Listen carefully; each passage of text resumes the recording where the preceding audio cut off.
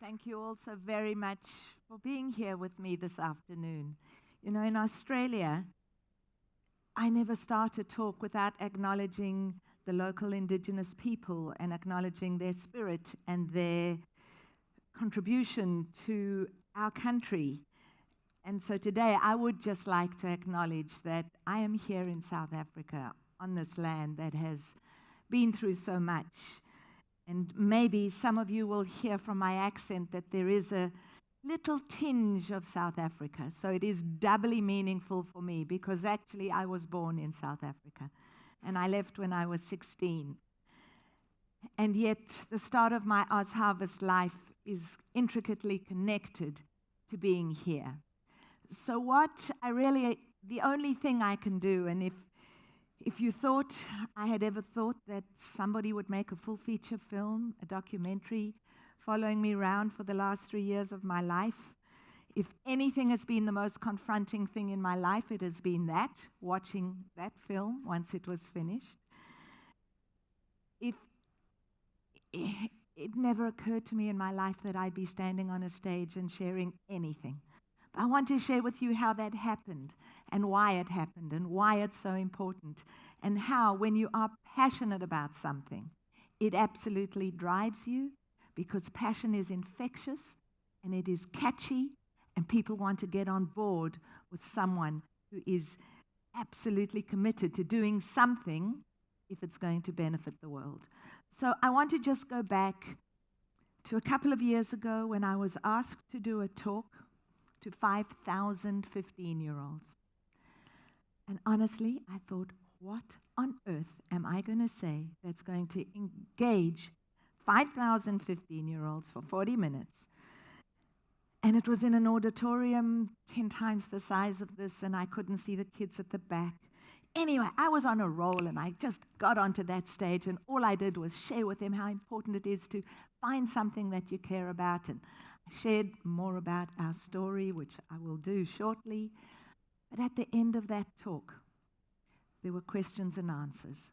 And from way back, at the back of the auditorium, all I could see was somebody put up their hand and somebody ran to this kid with a microphone. And there was a 15-year-old with a hoodie. From here to there, I could see nothing other than this.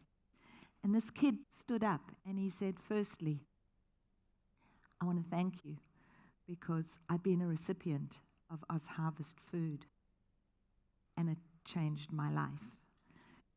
And then he said, but the question I have for you is, what happens when you have a bad day?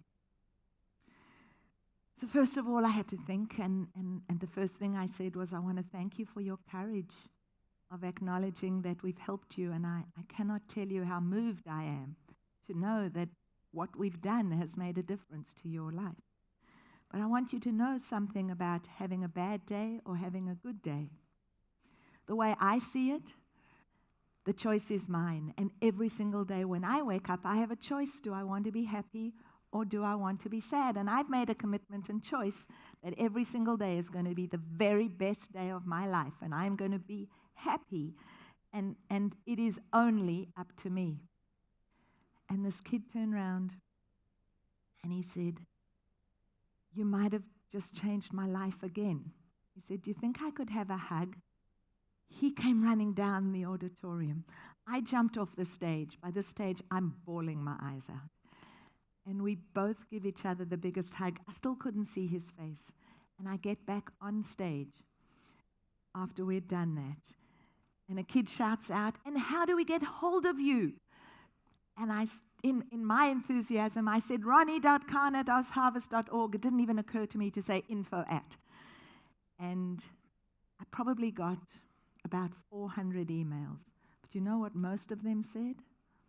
I wished I could have had a hug. So it's just an interesting thing, this thing about connection and how I landed up rescuing food when I can assure you that growing up as a little girl here in South Africa, it never occurred to me that one day I'd start a charity.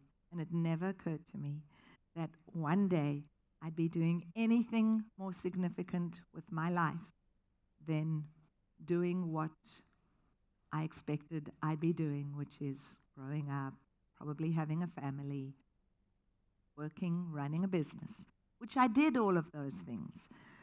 But let me share with you, I think, what's really important about how we grow up, how we live, and the role we all have in the lives of those people around us, and how then it actually impacts your business life and the people that you lead, because I'm assuming that in this room are a room full of leaders. And I don't care if you don't have a title. As far as I'm concerned, every single one of us is a leader, with or without a title. And so I grew up in South Africa during the apartheid era. So what you need to know about that is it was probably one of the most challenging times in this country. And over the last few years, I've had so many people come to me and say, you just are so lucky. You were in the right place at the right time to start this organization. And you know what? They're wrong. I was lucky to be born to white parents and to be born white in a country that preached and practiced apartheid. I couldn't have planned that even if I tried. So that was incredibly fortunate. The other next extraordinary thing was that my parents' values were not those of the system. Now, my parents were not brave and courageous enough to fight the system. But what they did, and as a child, did I know this? Absolutely not. But what it's made me so aware of is the impact our unintended actions and the way we live our lives impact on those around us. So my parents lived the values and shared with us in many subliminal ways that we are all the same, that there is no difference between us just because of the color of our skin. And whilst they struggled living in this country under that regime, and whilst we absolutely took advantage of the best part of this country growing up white in this country, white, middle class, already meant we were privileged beyond anything that anybody else could imagine. But those values, I didn't even realize I was receiving. I was part of a youth movement. My parents insisted that I go to a youth movement, and that youth movement drummed in us that we are all the same, we are all equal, and that the system we are living under is insane, unconscionable, and unfair.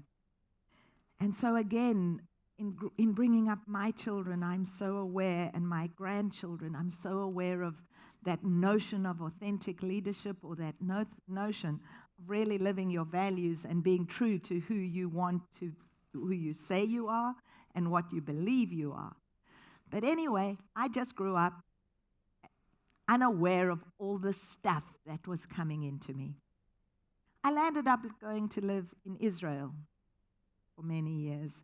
Some of you may or may not have heard of a kibbutz, the kibbutz movement, which is a communal system of living where you give according to your need and you give according to your ability and you get according to your need. Some of you would be hearing communism, socialism, it doesn't matter what. It was an extraordinary experience. But once again, it was about just being who you are meant to be.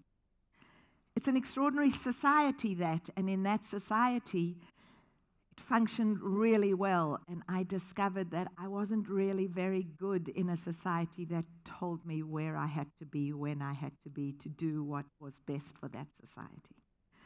And so after a while, I left that, and then actually was given the opportunity to go and, as far as I'm concerned, land in the promised land, which is Australia. And that's where I landed with 2 kids. My then husband, we just get that out the way, and and no work. And after you've lived on kibbutz for a while, it's a society that is not economically based. You don't get money, but when you leave with a certain amount of money, with a very small amount of money. So at that stage, you could still get into Australia with no money. It was 35 years ago, a long time ago, and they needed people. And we arrived, and I guess now I know that the word entrepreneur, which I'd never heard, is a little bit in my blood. I didn't realize. Now I'm considered a social entrepreneur. But in fact, starting businesses or doing things, taking risk, is clearly very much part of my DNA. Anyway, I had in Israel worked in a florist for a little bit. And when I arrived in Australia, the only thing I wasn't going to do was work in a florist. The only thing. And we arrived in January, coming from the Middle East. Very different festivals in Australia to what was probably very similar to here, to the Middle East. Very different.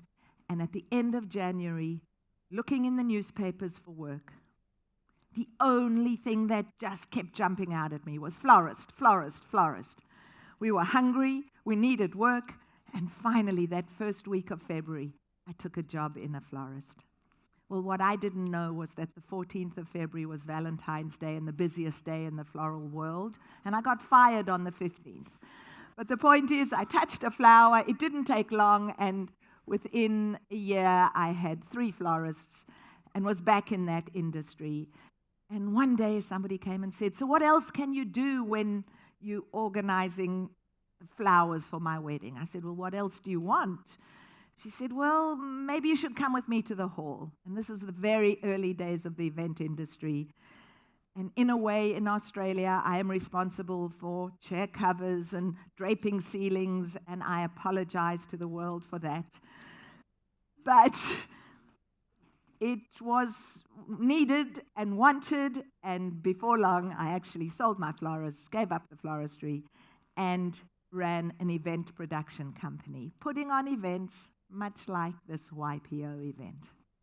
And as my world grew, and as my business grew, the one thing that was common at each and every one of my events, as I'm 100% sure every single one of you have shared in, is that food is the connector. Food is that way that we can show generosity, we can show abundance, we can show that we are successful. And so the more events that I did, the more lavish they were, the more food was on those tables. Number one, I'm ethnic, and number two, I wanted my clients to look generous and abundantly successful because that's why they'd hired me. And the tables groaned, and an event would start at 3 in the morning, and you'd spend the day setting it up. You know, I watch this one, and I see the back end and know what it takes to put on a successful event. And I'm watching all the food that's here, and I'm very excited to know that it's going somewhere. Not 100% sure where, but it's going somewhere, and not a shortage of places here. Anyway, and so all I could see was food. I was producing magnificent events. And I reached that point in my life 16 years ago that I looked around and thought about the previous years that I had built up my business. And I thought about how when we went to buy our first house, we had the equivalent of $150,000, which today would not even buy a garage in Bondi. And with that $150,000, we went to buy our first house. And the funny thing is, the house I really wanted was $250K. And 3 years later, we'd made a little bit more money and could do a little bit better. And now we had $300,000. You know what? The house I wanted was $450. And so it went on. And my mother had always told me I wasn't a centipede. I didn't really understand her. Shoes are kind of a really cool thing to own. But I started realizing I only have 2 feet. Now, you will notice that it doesn't apply for jewelry. I can wear all my necklaces at once because I don't want them to feel lonely in the cupboard. But as far as jewelry concerned, I have no limits. But most of the other things that one consumes, I'm very aware that what we need is just enough, because we can't drive 2 cars at once, and we can't live in 3 houses at once, and we just, even if the house has the biggest amount of rooms, we can still only be in one at a time.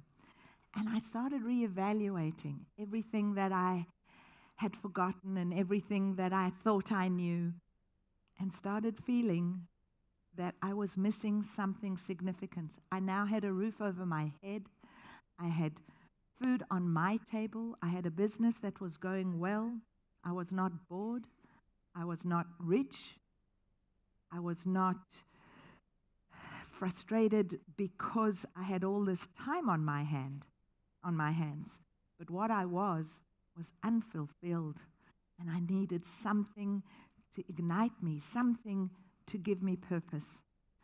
You know, we're talking 16 years ago, the word purpose, repurpose, redesign, reframe, recreate, reimagine, redeploy, those were not words people spoke about.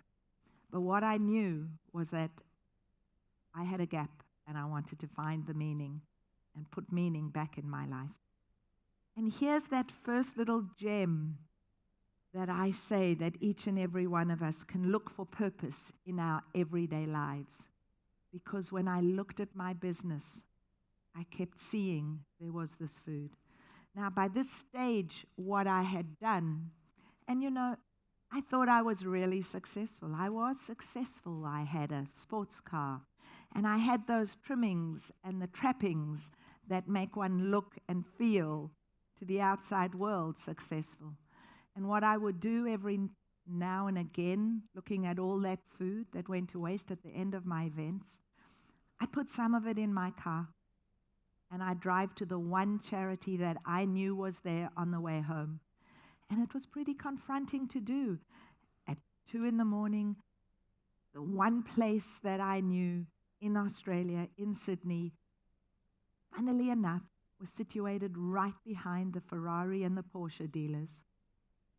And it's a mass of human sitting on the streets, and Australia is a very successful country, and I'm 100% sure that this description I'm giving you is not one that you've ever thought of Australia, but 4 million people in Australia are homeless or suffer from food insecurity at some point in their lives. And I'd arrive there at 2 in the morning, and I'd step out of my car and step over some bodies and knock on the door and hand over some food. And it was confronting and challenging. So bubbling in my mind was this notion that I knew that there was food and there were people in need. What would I do about that? And I reached a point that I thought, you know what? I just need a little break from Australia. I hadn't been back to South Africa for 20 years. I hadn't been here since Mandela was freed. This was a different country. And I have a very, very close family friends. By now, all my family had left, but family friends. And I called them and I said, you know what? I'm going to come to South Africa for a week. I just need a break. I'm just thinking about my life. And they said, awesome. And there's one particular woman, Dr. Selma Brody, who's been a change maker, an activist here in this country. Now, I didn't know what she'd done. I didn't know the things she'd got up to. I just knew that she was awesome. She'd been like a godmother to me, very close family friends. She said, awesome, come. And she said, but I just want you to know that on Saturday we're going to go to Soweto, where we're going to visit an AIDS clinic I've set up. Now, growing up in South Africa, you need to know that just the word Soweto would have given me goosebumps. It wasn't a place that a white person would go to when I was growing up. It was a scary place. It was a place that was a thriving, hustling, bustling city that didn't welcome whites so much. So for me, Soweto in my mind was this really scary place. And I'm driving, it's now the Saturday morning, and I'm in the car with Selma, and we drive into Soweto. And as we drive in, Selma, under her breath, very quietly, says, I just want you to know that I was responsible for electricity in Soweto. All I can tell you is that the hairs on my arms stood up. And I said to myself, I want to know what that feels like. I want to know what it feels like to make that kind of impact on that many people. And by the time I'd reached the AIDS clinic, I had decided that I would come back to Australia. I would start a food rescue organization. And quite honestly, I was like a woman possessed, and to tell you the truth, it's never changed. I am still a woman possessed. And so I came back and told everybody I was going to start a food rescue organization. I had no idea what that could look like. I'd never started a food rescue organization, and I still had my business to run. Anyway, I like instant gratification, but it took a year to set up. I thought that was an insanely long time. And at the end of that year, I had managed to get some money, some seed funding. I figured I need a vehicle, a refrigerated vehicle, and I need to find food, and I'm going to connect all the food that I know with the people in need. Now, I had no idea then that a third of all food globally goes to waste. I had no idea then that if you save food from going to landfill, then you have an environmental impact as well. So we're talking 15 years ago. Nobody was talking about waste. Nobody was talking about the environment. But what I have found, and what I found then and have found since, is a universal truth. And I'm going to ask you if you can please be part and verify for me. How many of you had somebody in your life when you were growing up saying, eat your food because there's someone starving somewhere? Thank you. So seriously, my mother said that to me, but you know what? I don't know if this is true for all South Africans, but growing up in Johannesburg, when I didn't eat my peas, my mother said to me, there are starving people in China. Seriously. I mean, I could have taken my peas round the corner, across the road. But the truth is, that's what she said. And the reason when I started saying, I'm going to rescue food and take it to feed hungry people, I just had people saying, oh my God, that's awesome. What can we do to help? And so, in a way, I have been a magnet for magnificent people ever since. So, as I said, it took a year to set up. And in that first year, we delivered the equivalent of 600,000 meals and delivered it to about 20 charitable organizations. And I have to tell you, I pinched myself black and blue. It was an extraordinary year. 2017, we delivered 25 million meals to 1,500 organizations. And it still blows me away.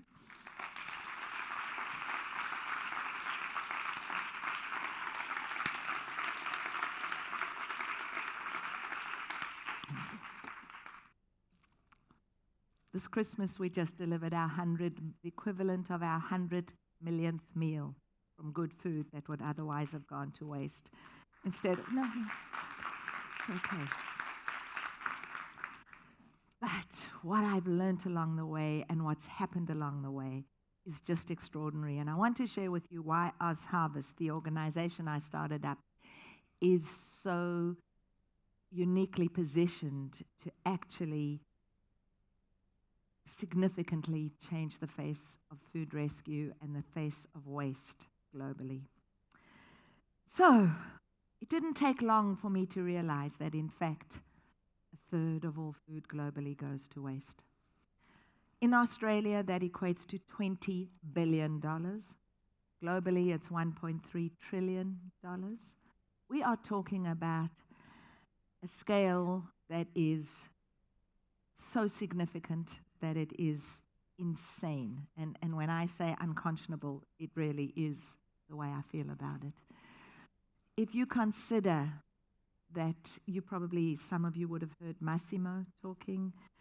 So Massimo has come and visited us. He loves us. As he says, you've been doing for 15 years what I've just started doing. But the truth is, that we have a responsibility.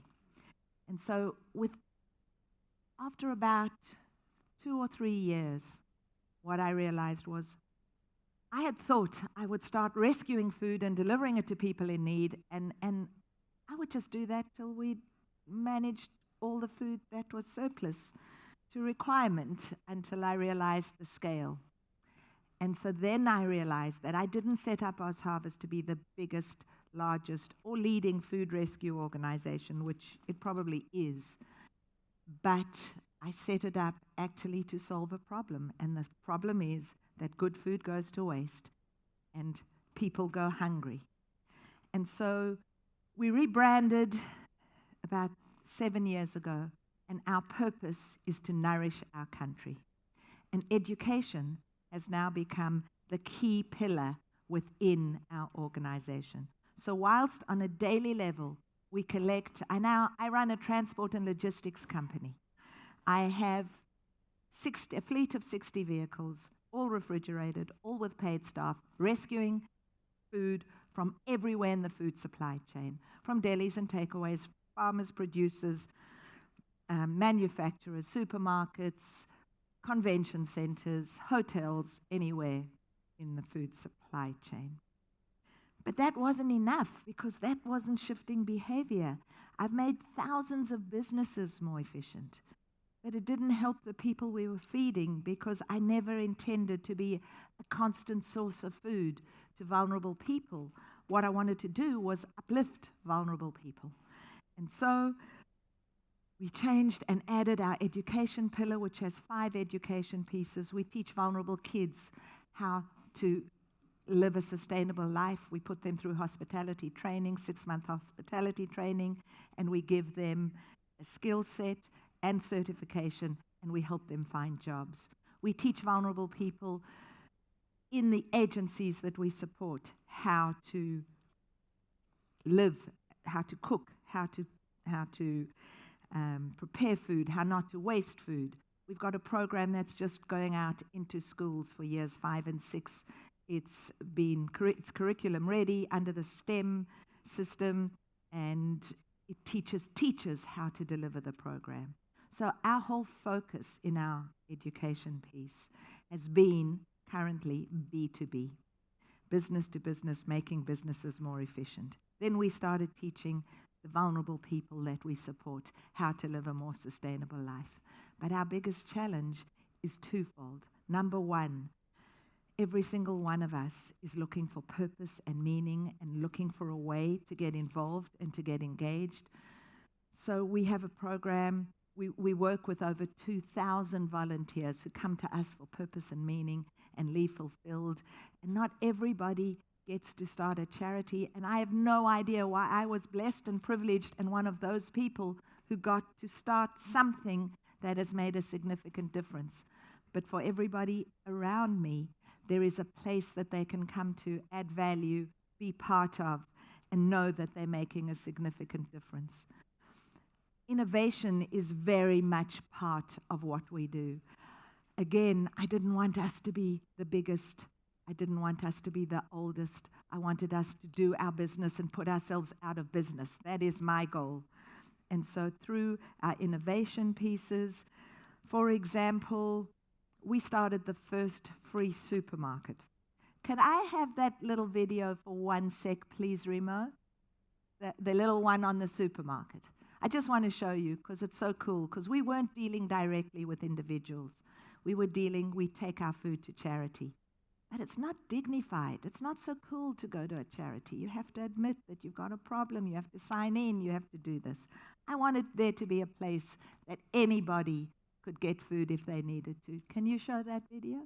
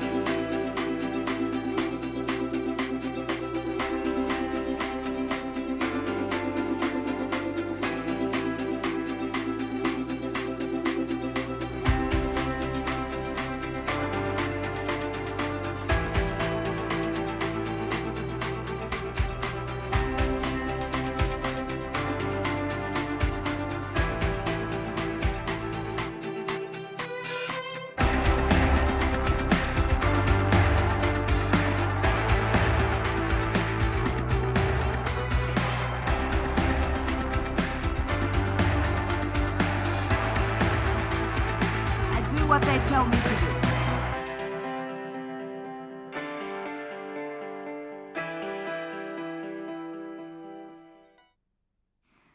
So, thank you. So I mentioned to you that the little gem is often we find passion right where we don't know how to look. So for me, I had a problem in my business. My business was making surplus food, and I turned that into my passion. It has changed my life. I worked for the first 7 years full-time in my business, and after 7 years, I actually won an award that said, you cannot run your business. We'll give you a salary to work for a year in the charity of your choice, obviously Oz Harvest. So I closed the doors of my business, just deciding whatever happens after, I'll manage. And the business grew, and I call Oz Harvest a business. It's a philanthropic organization. We're completely philanthropically funded, but I treat it like a business. I'm dealing with other people's money. I have to give the best value I can, and I've never thought of us as a charity. We're a social impact for-purpose organization. And so for me, in that need to find a solution for my business, I found my passion.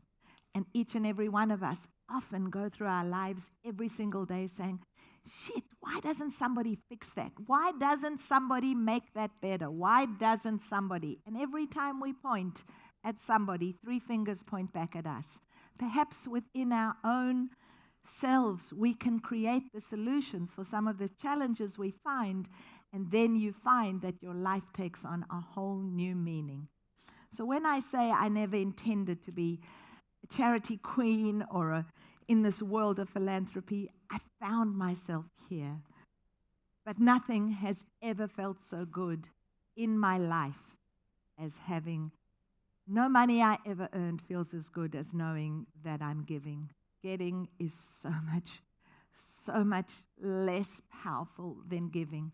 And I asked if anyone wants to be part of the order of the teaspoon. And I'm going to share something with you about that. But before I do, I just want you to know what we've done differently is we've created a brand, not intentionally, but we're yellow, we're bright, we're agile, we're nimble, we're sexy.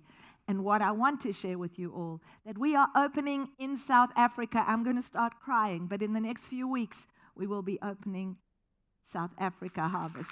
So if any of you in this audience want to get involved, that is magnificent. We want to hear from you.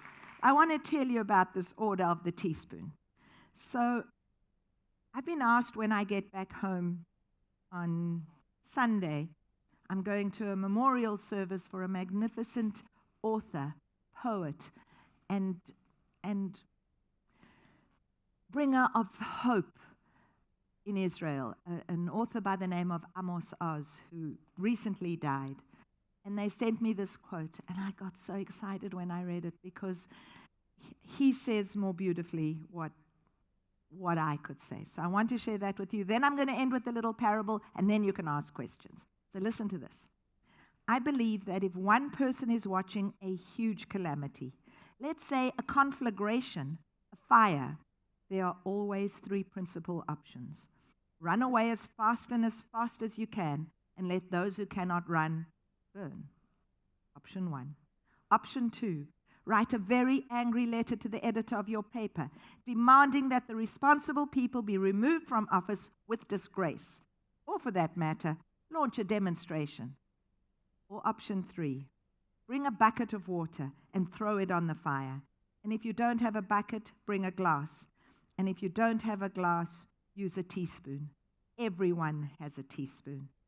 And yes, I know a teaspoon is little and the fire is huge, but there are millions of us, and each one of us has a teaspoon. Now, I would like to establish the order of the teaspoon. People who share my attitude, not the runaway attitude or the letter attitude, but the teaspoon attitude. I would like them to walk away wearing a little teaspoon on the lapel of their jackets so that we know that we are in the same movement, in the same brotherhood, in the same order, the order of the teaspoon.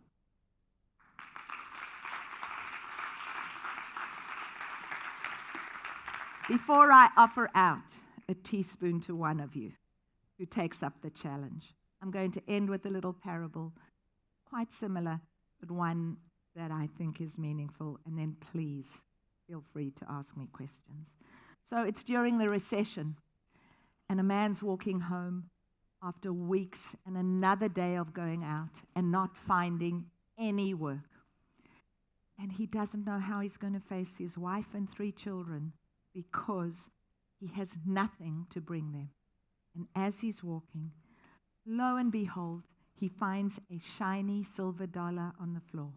And he picks up the dollar, and with that dollar, he runs to the bakery, and he buys the most bread that he can afford with $0.50. And with the other $0.50, he runs to the flour seller and buys the biggest bunch of flowers. And he hops, skips, and jumps all the way home because he is so excited. He gets home, he bursts open the door. His wife and children are standing there. They see the bread. They grab the bag, and they start eating.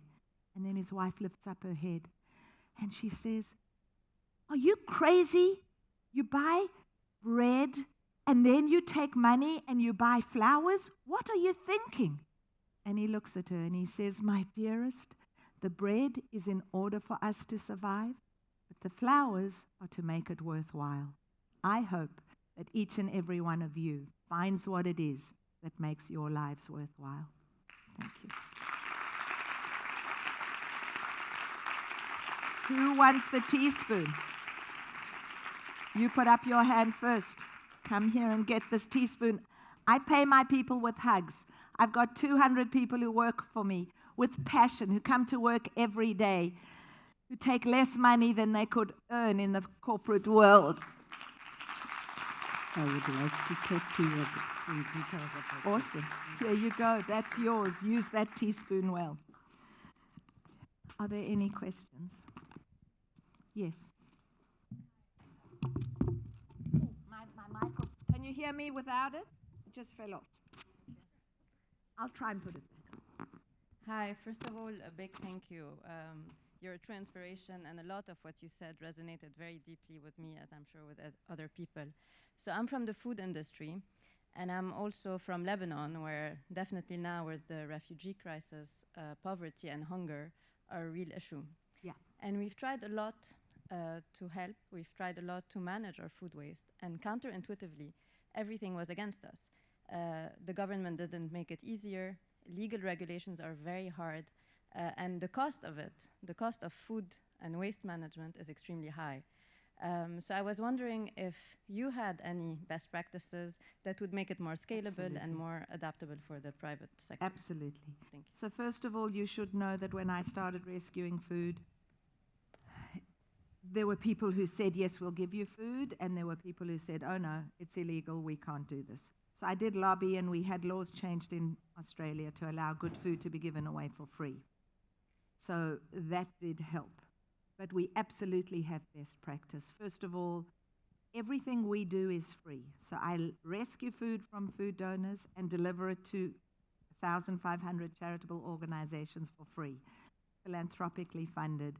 So it's all about safe food handling. We don't take food that's not fit for consumption. We only take food that's best before or used by. I'm currently working on changing the labeling laws, because one of the biggest reasons that food goes to waste is because of labeling, because we look at a yogurt and say, 10th of March, oh, throw it away.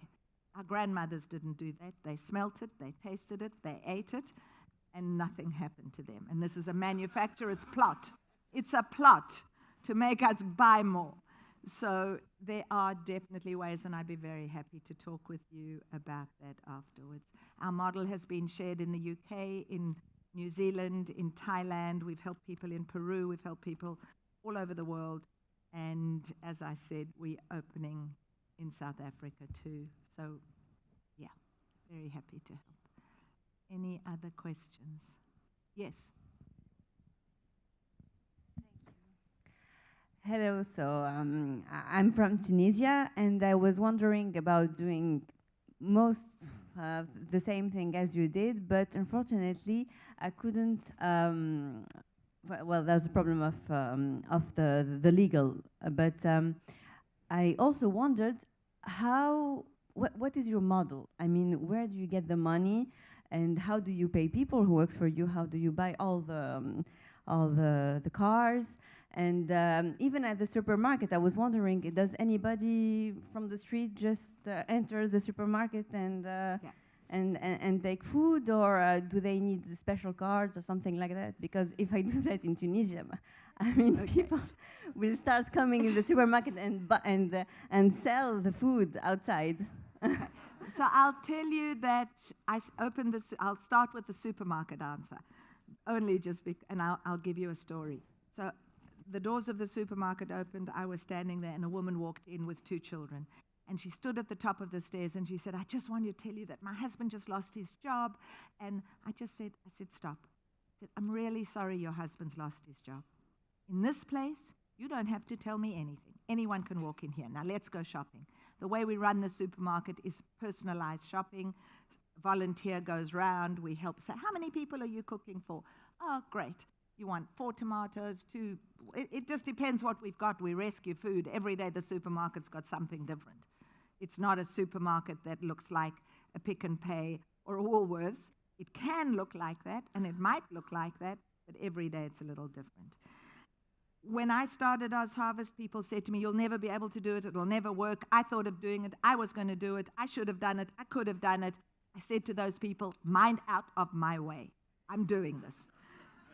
It took a year, and then we started, and I figured if I make a difference to 500 people, that will be enough. 100 million meals later. So there are ways to get around it. Yes, when we opened the supermarket, every journalist, every business person said, how are you going to stop people stealing? So I got a security company to come and pro bono stand outside to make sure that we could help people line up, do it with dignity. We serve food so that while they're waiting to get their turn to go do their shopping, they're busy, they're eating, they're not hungry. You asked about how I raise money. So I'm going to share a phrase somebody said this week. I can't decide if it's complimentary or not, but they said, skillful extortion.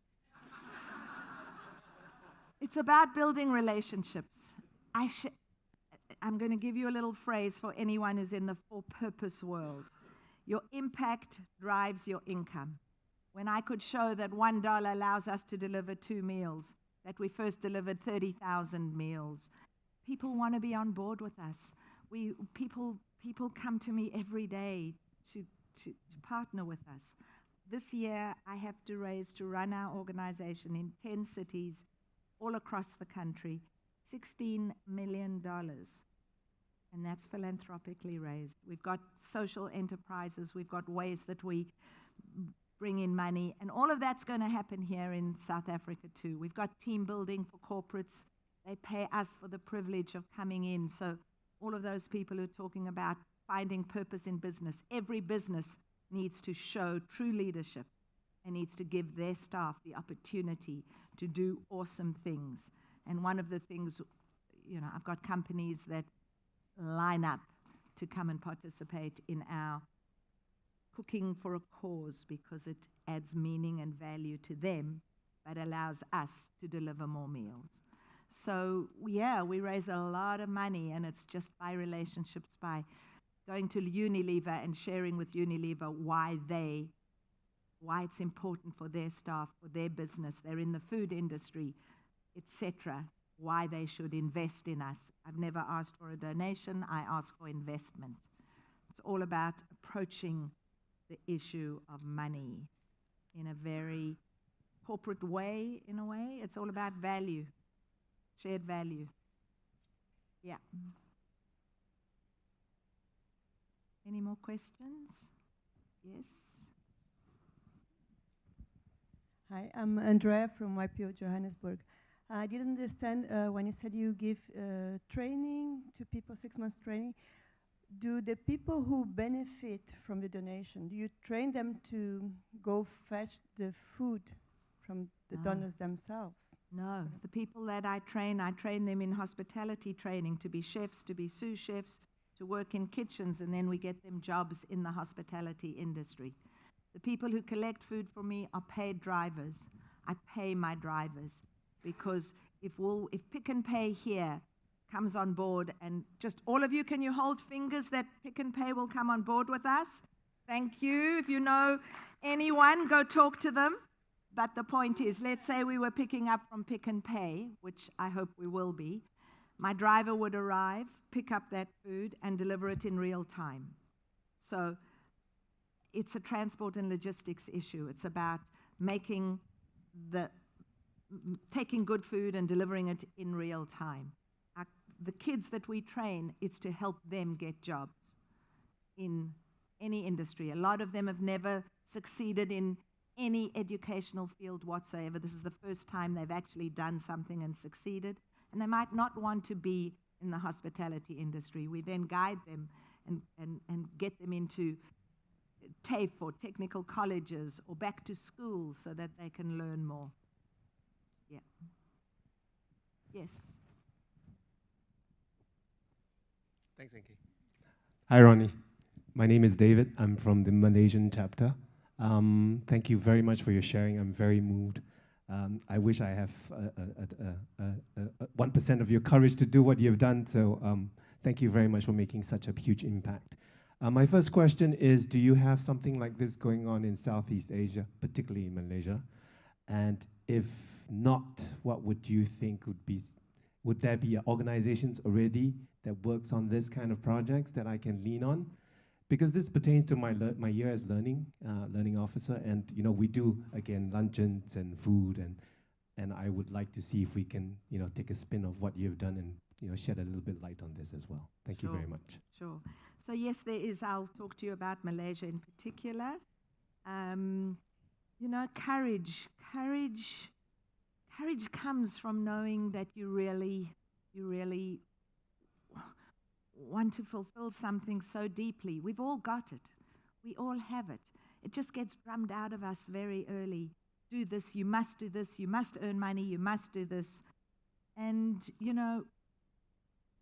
it's telling me time's up. I got to go, but I'm just sharing. You have well, it's screaming at me. Time's up, time's up. No, you should have 5 minutes. Yeah. Okay, so I think when we know that there's something that drives us that's bigger than us, kind of takes over. And for me, the risk was, what will the worst thing happen? I won't succeed, but I'll have tried. And then it just became this enormous thing. And when I closed my business, I hadn't made enough money to not work. I still need to work. And so I took that risk, and Oz Harvest grew so much in that year that the board said, we've got to pay you so that you take this business to the next level. And that's exactly what's happened. So, I run an event on the 25th of March. If any of you want to come to Sydney, it's an extraordinary event. It's called the CEO Cook-Off. 300 business leaders currently, but if all 2,500 that are here want to join, I'll grow that event. 50 of Australia's top business leaders, top chefs. I build 50 pop-up kitchens on the Sunday, the 24th of March, for Monday night, the 25th of March. 300 business leaders, I ask them all to raise 10K at least. They have to get sponsored to participate. They will come on the night. They will be sous chefs to the 50 chefs. They'll all be in groups. But our guests on the night are 1,500 of our clients, 1,500 vulnerable people, that CEOs and chefs who normally get served, who normally get everything given to them, are making food and serving. That night on Monday the 25th will deliver me. If it doesn't, I'm in trouble. $3 million is what my goal is. Now, we might not make it. Last year we raised 2.2, and I just decided if I don't go for a big goal, I'll be underselling myself. I'd rather go for 3 and raise 2.8 than say 2.2 and raise 2.2 again. So I've set a huge, enormous goal. People get sponsored. There's a leaderboard. We put the top fundraisers on the front pages of the Australian Financial Review in these next 2 weeks. Go online, check out ceocookoff.com.au, because it's like watching the pokies. Right now, I think we're just over $1 million, but in the week prior to the event and up to the day, people well, I chose CEOs because they're competitive and they all want to be on the front page of the Australian Fin Review. So they all have to fundraise more. Last year, the highest fundraiser was $310,000. He's not participating this year, he's overseas. I'm devastated. Not yet sure who's going to take his place, but it might be one of you. You never know. But anyway, there's information about it. Thank you all so very, very much for listening. I feel privileged to be here.